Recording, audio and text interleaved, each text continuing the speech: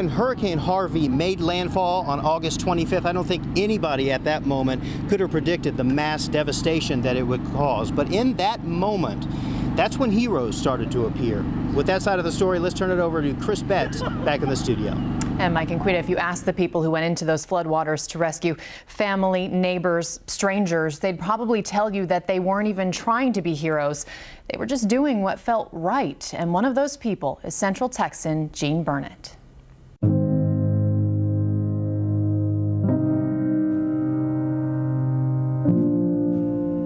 On that one, it's a high water rescue. There's about 30 people in the house and the water is rising. They need help for high water rescue. When there were just too many calls. The freeway in Southbound Lockwood is all underwater. We're not going to try and get through that water. The roof has collapsed here because of the rain. Too many cries for help. Can you get hold of somebody on that boat? We need to go back to the Yeah, we got 10 left.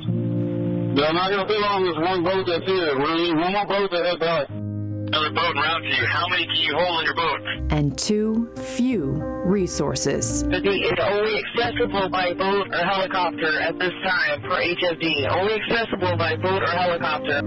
We can't get to you, dude. When Facebook and Twitter replaced 911. And he and his wife and their 3-year-old son are trapped inside. I've got a female going in the labor.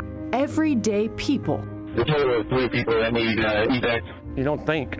Became. It's just a feeling that comes over and says you need to do this. Everyday heroes.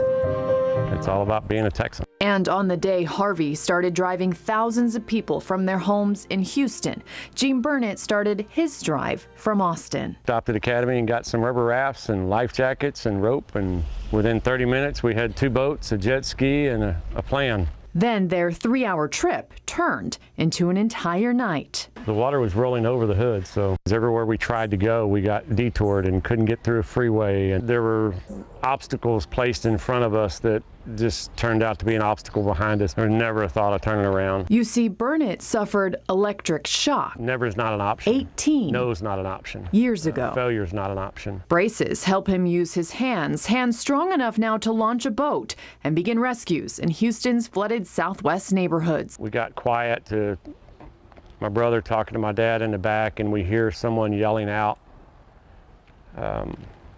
They're yelling out the vent of their roof. And like so many who grabbed whatever would float, they rescued person after person. Saying over here, there's more people over here. Until the faces began to blur. All, he says, but one. One of the people that we helped get to dry land had been standing for 2 days holding her baby. A 5-day-old baby, little boy, perfectly fine. It's life-changing.